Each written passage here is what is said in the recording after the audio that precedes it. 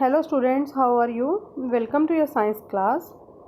Yesterday we discussed about D part of lesson 5, birds, beaks and claws. Today we will discuss about E part. Is it fine? Now the first question is, write two main uses of a beak of a bird. दो use बताने हैं जिसमें कि birds अपनी beak का इस्तेमाल करते हैं. Birds use their beak in the following ways.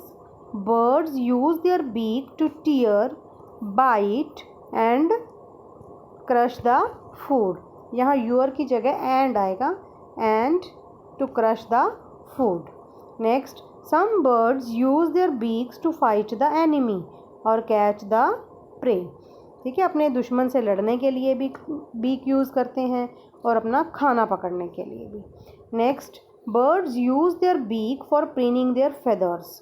अपने feathers को setting करने के लिए भी they use the beak. Here you can see in this picture a bird using its beak for preening its feathers. Now next question, how are claws helpful to a bird? जो claws हैं, पंजे हैं, वो bird की help कैसे करते हैं? Birds use their claws for climbing, protecting, holding food, swimming and perching. इन सब कामों में बर्ड्स यूज़ करते हैं अपने क्लॉज का. Next, how does a swallow catch its food. ये मैंने आपको पहले भी बताया था. जो स्वेलो बर्ड है उसकी जो टंग है वो स्टिकी होती है, चिपचिपी होती है बीक उसकी, जिसकी वजह से they use their sticky tongue to catch the flies, sticky beak to catch the flies. A swallow has a small, broad and sticky beak. जो इसकी beak है वो बहुत चिपचिपी होती है. Its sticky beak helps it to catch flies while flying. उड़ते वक्त मक्खियाँ पकड़नी है या flies पकड़नी है तो they use their sticky beak. How do webbed feet help a duck to swim? A webbed feet. In this picture you can see webbed feet of a duck. Is it fine? The webbed feet help a duck to paddle. ठीक है, पानी को pedal करने के, जैसे आप cycle के pedal मारते हैं ऐसे ही जो डक है वो वेब्ड फीट से पानी को पैडल करती है. And push the water while swimming. और पानी को पीछे धकेलने के लिए भी वो अपने वेब्ड फीट यूज़ करती है. Is it fine? Now next question, what type of feet do the scratching birds have. जो स्क्रैचिंग बर्ड्स हैं उनके फीट कैसे होते हैं?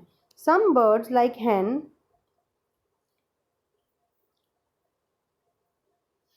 hands on feet with three toes in front and one at the back. Some birds like hen, here you have to, some birds like hen, ये hands on नहीं आएगा बेटा, have आएगा. have feet, HAVE, have feet with 3 toes in front and 1 at the back. एक to पीछे होता है और 3 आगे होते हैं. In this picture you can see 3 toes at the front and 1 at the back.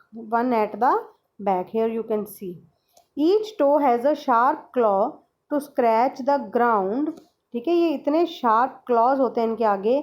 They help them to scratch the ground in search of seeds and insects present in the soil. ताकि मिट्टी में जो insects पड़े हैं या seeds पड़े हैं उनको निकाल के ये खा सकें. Is it fine? Now you have to write the question answer of E part in your fair notebook. That's all for today. Thank you. Have a nice day.